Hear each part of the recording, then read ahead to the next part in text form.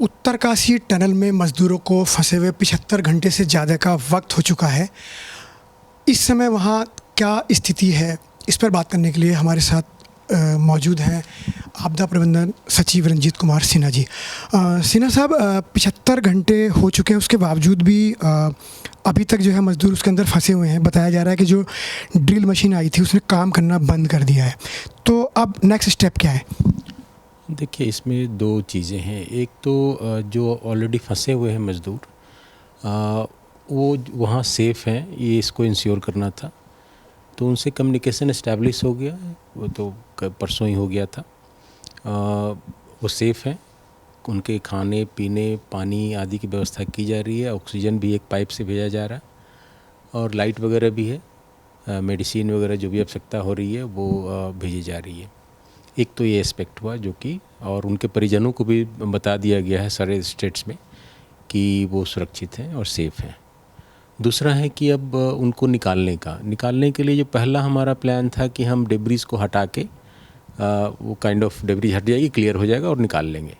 वो हो नहीं पाया इसलिए क्योंकि ऊपर जो रूफ़ है टनल का उस पोर्शन में वो काफ़ी वीक है, बहुत लूज़ रॉक है वहाँ पर, काइंड ऑफ मलबा बहुत राख जैसा है, तो वो नीचे आ रहा था। तो वो उसके दृष्टिगत हमने प्लान किया कि इसको ड्रिल करके पाइप अंदर डाल दें और उस पाइप से लोग आ जाएंगे। पाइप थ्रू एंड थ्रू रहेगा, एक एंड से दूसरे एंड तक।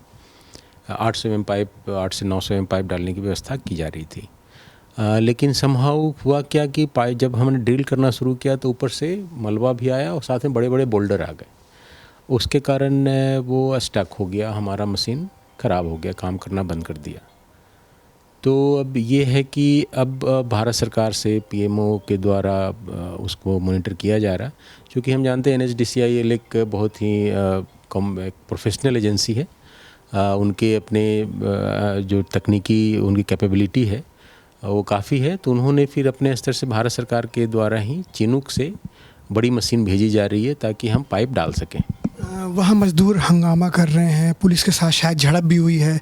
उनका कहना है कि जब इतना बड़ा हादसा हुआ था तो मतलब एक मशीन को पीछे से रखा जाना चाहिए था, तो देरी से दिक्कत नहीं होगी सर उनकी जान को? नहीं, देखिए, वो तो सेफ़ हैं। उनको अगर हमको चूँकि सब पानी खाने आदि की व्यवस्था की जा रही है तो उनके लिए दिक्कत नहीं है। राज्य सरकार, चूँकि भारत सरकार का की संस्था है, उनके द्वारा कार्य किया जा रहा है, उनकी एजेंसी है और पूरी तरह से इक्विप्ड है, जो कॉन्ट्रैक्टर्स हैं और जन एजेंसी है। राज्य सरकार पूरी तरह से जितना भी हमारा सपोर्ट हो सकता है, मैन पावर ग्रुप में हमारी जो नो हाउ है, कैपेबिलिटी है टेक्निकल, उसके हिसाब से हम पूरा सपोर्ट कर रहे हैं। तो जो चूँकि वहाँ से डिले हो रही थी आने में, इसीलिए यहाँ से राज्य सरकार से कुछ हमने मशीनें भेजी थी जो कार्य कर रही थी, लेकिन दिक्कत हो गई। अब भारत सरकार के द्वारा वहाँ चिनूक से मशीन भेजी जा रही है। तो इसमें कोई दिक्कत नहीं है। हम कोशिश कर रहे हैं जल्द से जल्द लोगों को हम निकाल लें। कितना वक्त लग पाएगा, मतलब आपको लगता है कब मशीन पहुँचेगी, फिर प्लेटफॉर्म बनेगा, उसके बाद निकालेंगे, तो आपको लगता नहीं कि समय कुछ ज़्यादा ओवर हो गया? देखिए, हम कोशिश कर रहे हैं आज शाम तक वो मशीन इस्टेब्लिश हो जाए और अपना काम करना शुरू कर दे।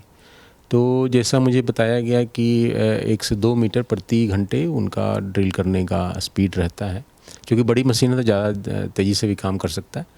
तो अगर कोई ग्लिच नहीं आया, कोई कंटीजेंसी, कोई इमरजेंसी ऐसी सिचुएशन नहीं आया कि कोई रॉक पत्थर आ गए, इसके कारण दिक्कत हो रही है, तो हम उम्मीद करते हैं 24 से 30 घंटे में हम पूरे डेब्रीज के थ्रू हम पाइप डाल पाएंगे। तो ये थे रंजीत सिन्हा जी जो बता रहे थे कि अगर सारी स्थिति ठीक रहती है और मशीन समय से पहुंच जाती है तो 24 से 30 घंटे के अंदर जो टनल के अंदर जो श्रमिक फंसे हुए हैं उनको बाहर निकाल लिया जाएगा।